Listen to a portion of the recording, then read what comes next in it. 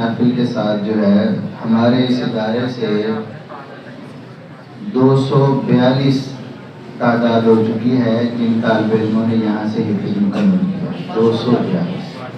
تو اصل بات یہ ہے اللہ تعالیٰ کی خاص رحمت اور پھر آپ بھائیوں کے تعاون اور جو ہے وہ قربانیاں دینا، اونچ نیچ برداشت کرنا، یہ ساری چیزوں کے ساتھ ہی اللہ تعالیٰ کی توفیق سے یہ معاملات ہوتے ہیں۔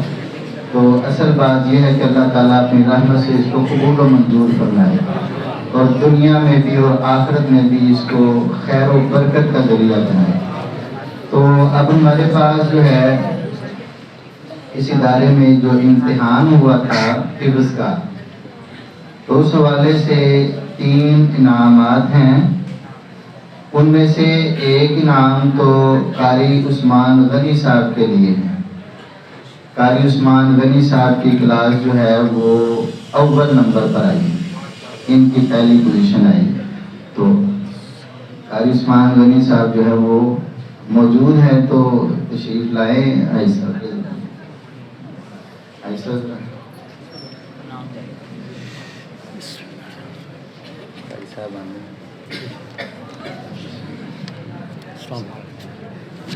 صاحب کی کلاس ماشاءاللہ جی، اللہ تعالیٰ ان کو مزید توفیق عطا فرمائے اور اپنی بارگاہ میں قبول و منظور فرمائے ان کی محنت کو۔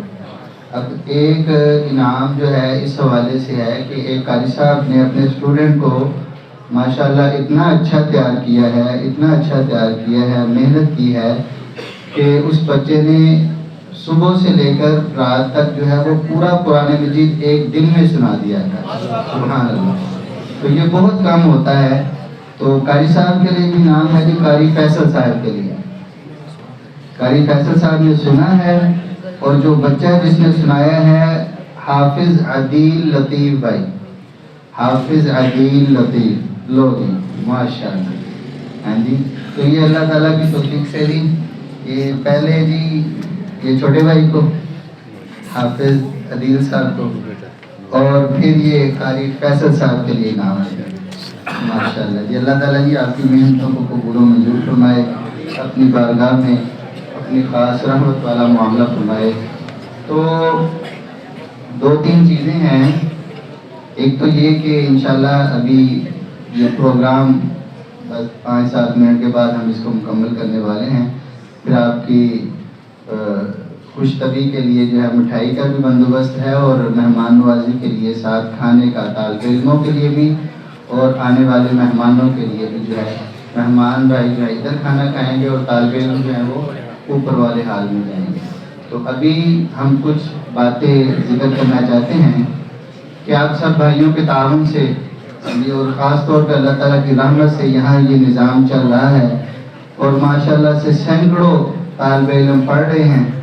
تو انشاءاللہ ہم سب اس ثواب میں، برکت کے کام میں اپنے تعاون کرنے کے حساب سے اور محنت کرنے کے حساب سے، پڑھنے پڑھانے کے حساب سے اس میں شریک ہیں۔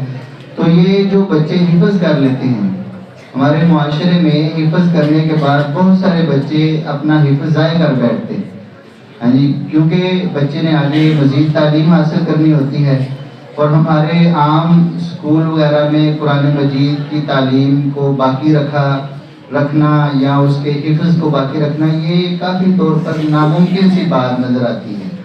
تو ہمارے اسی ادارے میں یہ حفظ القرآن الکریم کے بعد اتقان کا شعبہ بھی ہے، یعنی بچے حفظ تو کر لیا ہے، لیکن حفظ کرنے کے بعد ساتھ ساتھ قرآن مجید بھی سنائیں گے، اور ساتھ ساتھ بچوں کو میٹرک بھی کروایا جائے گا۔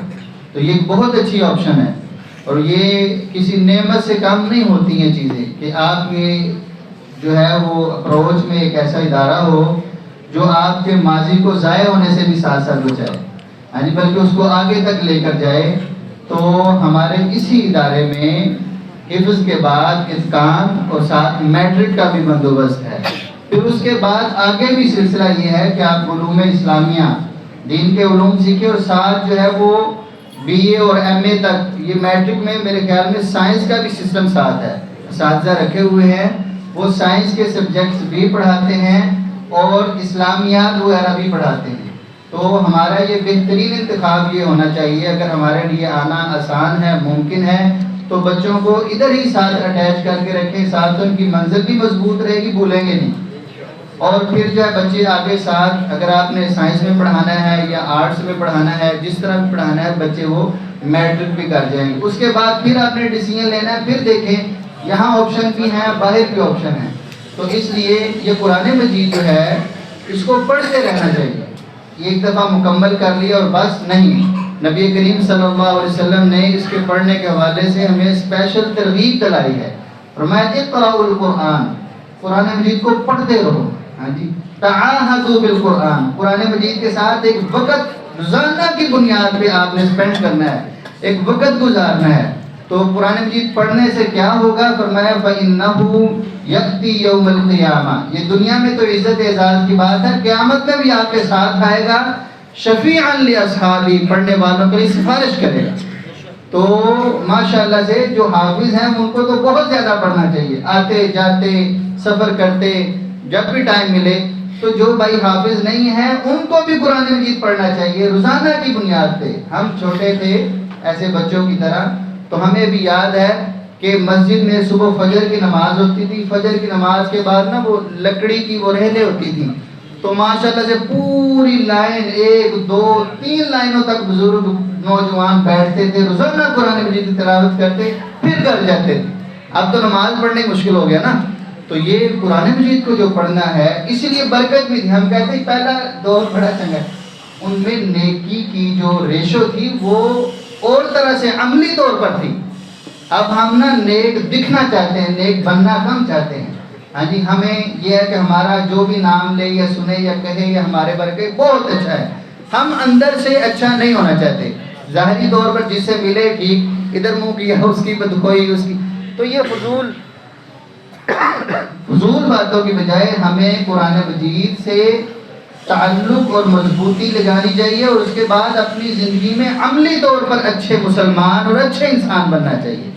ہاں، یہ جتنی سادگی اور جتنی سچائی اور جتنا آپ دینداری کے ساتھ اچھے طریقے سے تکلف کے بغیر منسلک رہیں گے، آپ کی زندگیوں میں، آپ کے منٹوں میں، وقتوں میں، گھنٹوں میں اللہ برکتیں اور سکون ڈالے گا۔